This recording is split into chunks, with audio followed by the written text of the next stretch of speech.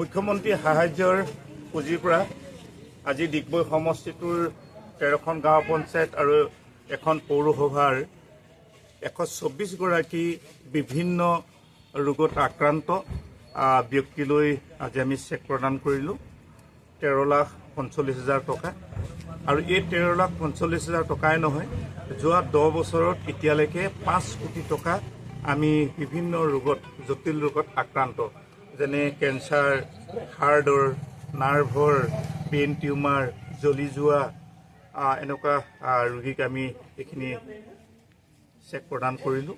আৰু মাননীয় মুখ্যমন্ত্ৰী ডক্টৰ হিমন্ত বিশ্ব শৰ্মা ডাঙৰীয়াৰ আশীৰ্বাদ আৰু সহযোগিতাৰ কাৰণেই আচলতে সমগ্ৰ অসমৰ প্ৰতিগৰাকী আৰ্থিকভাৱে দুৰ্বল ৰোগীলৈ এই টকাখিনি আগবঢ়াইছে। গতিকে একেমুখে সকলোৱে ধন্যবাদ দিছে মাননীয় মুখ্যমন্ত্ৰী ডাঙৰীয়াক। আমি 20,000, 25,000, 15,000কৈ টকা ইয়াৰ পৰা দিওঁ বিধায়কে। তাৰ উপৰিও মাননীয় মুখ্যমন্ত্ৰী ডাঙৰীয়াই জটিল ৰোগত যিসকল ৰোগীয়ে চেন্নাই বা মুম্বাই, কেলকাতা বা দিল্লীলৈ নিবলগীয়া হয়, কাৰণ তেওঁলোকৰ টকা পইচাৰ অসুবিধা হয়, তেনেকৈ পোনপটীয়াভাৱে মাননীয় মুখ্যমন্ত্ৰী ডাঙৰীয়াৰ লগতো যোগাযোগ কৰি তেওঁলোকৰ পৰা সহযোগিতা পাব পাৰে মুখ্যমন্ত্ৰীৰ পৰা।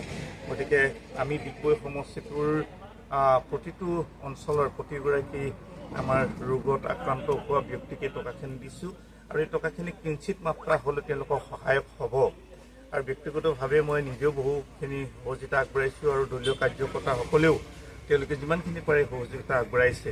গতিকে সেইকাৰণে একেমুখে সকলোৱে এটাই বিচাৰিছে যে মাননীয় মুখ্যমন্ত্ৰী ডক্টৰ হিমন্ত বিশ্ব শৰ্মা ডাঙৰীয়াই দ্বিতীয়বাৰ কাৰণে তেখেতক মুখ্যমন্ত্ৰীৰ আসনত অধিষ্ঠিত কৰাব।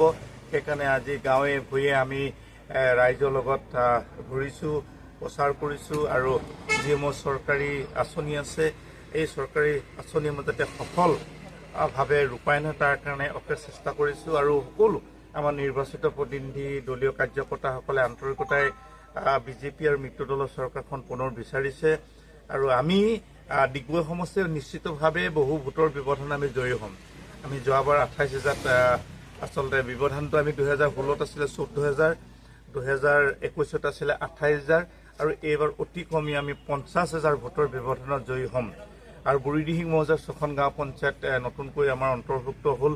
যথেষ্ট পাছপৰা অঞ্চল, সেই অঞ্চলটো আচলতে মোক চাবৰ কাৰণে মাননীয় মুখ্যমন্ত্ৰী ডাঙৰীয়াই আচলতে দায়িত্বটো দিছে, কিন্তু তাৰ বিধায়ক মই এতিয়াও নহয় সাংবিধানিকভাৱে। তথাপিতো সেই অঞ্চলত প্ৰায় 300 কোটিমান টকা, 250-300 কোটিমান টকাৰ আমি তাত কাম কৰিছোঁ আৰু ৰাইজে ভাল পাইছে, আদৰণি জনাইছে। সেইকাৰণে মই আশা ৰাখিছোঁ যে বুঢ়ীদিহিং 6খন পঞ্চায়তে 55,000 ভোটাৰ আছে, সেই অঞ্চলৰ পৰা অত্যাধিক আমি ভোট পাই জয়ী হৈ মাননীয় মুখ্যমন্ত্ৰী ডাঙৰীয়াক ডিগবৈ সমষ্টিটোৰ আমি উপহাৰ দিম বুলি আজি প্ৰতিশ্ৰুতিবদ্ধ হৈছোঁ। আৰু আমি আশাবাদী, আৰু সেই আশাখিনি আপোনালোকে দেখিছে আমি যেনেদৰে ঘৰে ঘৰে গাঁৱে বাগানে বাগানে গৈছোঁ, সকলোৱে উৎফুল্লিত হৈ। আজি দেওবাৰ, প্ৰতিটো অঞ্চলতে গৈছোঁ, পুৱা আমি 7 বজাৰ পৰা ঘূৰিছোঁ, তালৈ নালি নিচিঙে মানে গোটেই আমাৰ লগত মানুহ আছে। গতিকে সকলোকে ধন্যবাদ জনাই ভাল লাগিছে নহয় সেইটো হয়।